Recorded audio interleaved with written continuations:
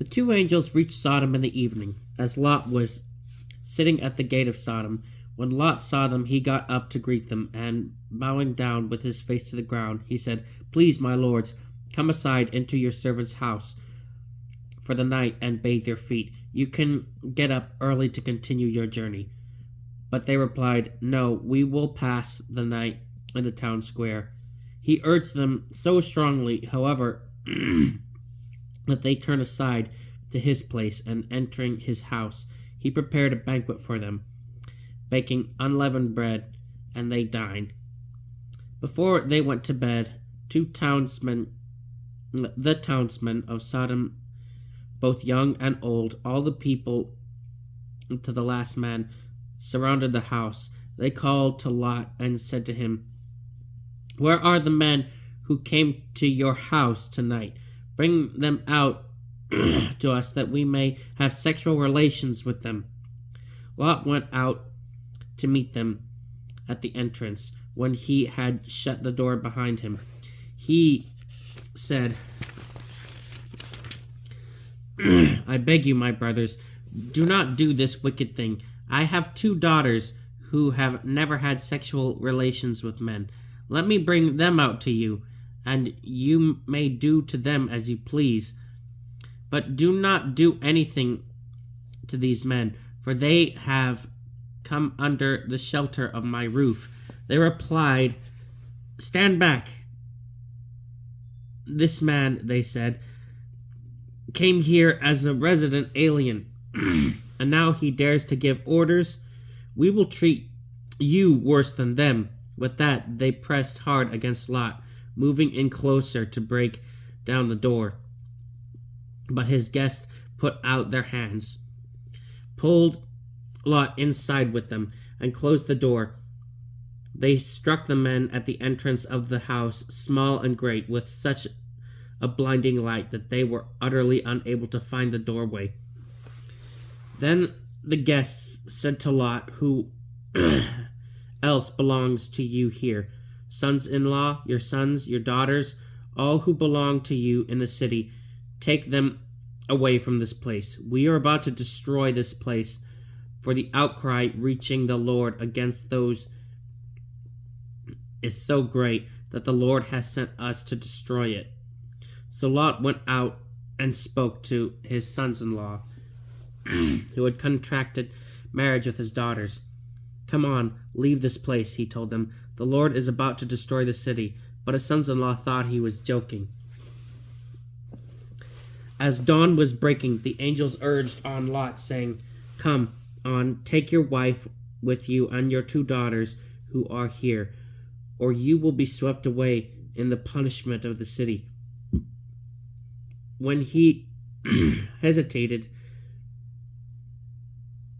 the men, because of the Lord's compassion for him, seized his hand and the hands of his wife and his 2 daughters and led them to the safety outside the city.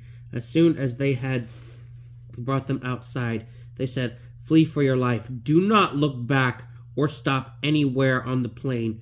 Flee to the hills at once, or you will be swept away." "Oh no, my lords," Lot replied to them.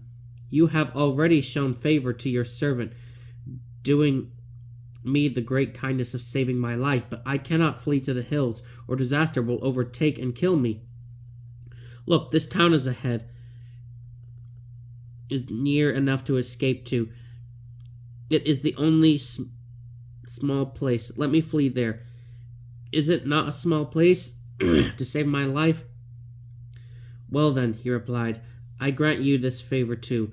I will not overthrow the town you have mentioned. Hurry, escape there. I cannot do anything until you arrive there." That is why the town is called Zoar. The sun had risen over the earth when Lot arrived in Zoar, and the Lord rained down sulfur upon Sodom and Zoar, fire from the Lord out of heaven.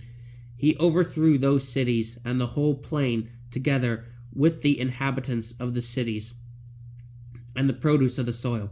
But Lot's wife looked back, and she was turned into a pillar of salt.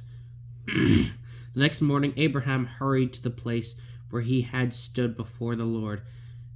As he looked down towards Sodom and Gomorrah and the whole region of the plain, he saw smoke over the land, rising like the smoke from a kiln. When God destroyed the cities of the plain, he remembered Abraham and sent Lot away from the upheaval that occurred when God overthrew the cities where Lot had been living. Since Lot was afraid to stay in Zoar, he and his 2 daughters went up from Zoar and settled in the hill country, where he lived with his 2 daughters in a cave. The firstborn said to the younger, "Our father is getting old, and there is not a man in the land to have intercourse with us, as is the custom everywhere.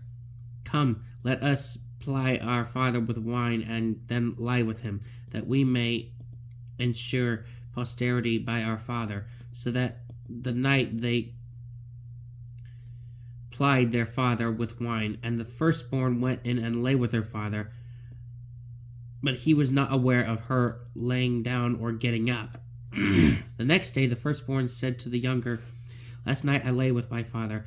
Let us ply with him with wine again tonight, and then you go in and lie with him, that we may ensure posterity by our father." So that night too they plied their father with wine, and then the younger one went in and lay with him, but he was not aware of her lying down or getting up. Thus the 2 daughters of Lot became pregnant by their father. The firstborn gave birth to a son, whose name was Moab, saying, "From my father he is the ancestor of the Moabites of today." The younger one too gave birth to a son, and she named him Ammon, saying, "The son of my kin, he is the ancestor of the Ammonites today."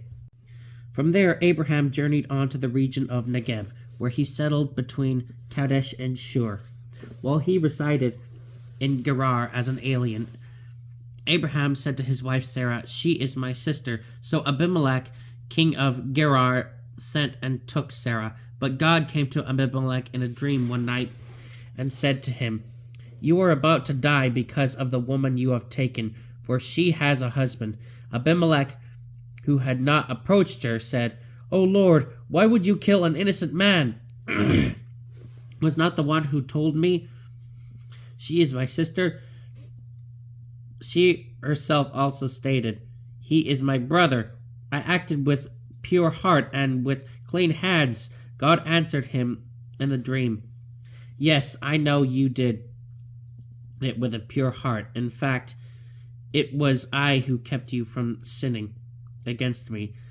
That is why I did not let you touch her. So now return the man's wife, so that he may intercede for you, since he is a prophet, that you may live. If you do not return her, you can be sure that you and all who are yours will die."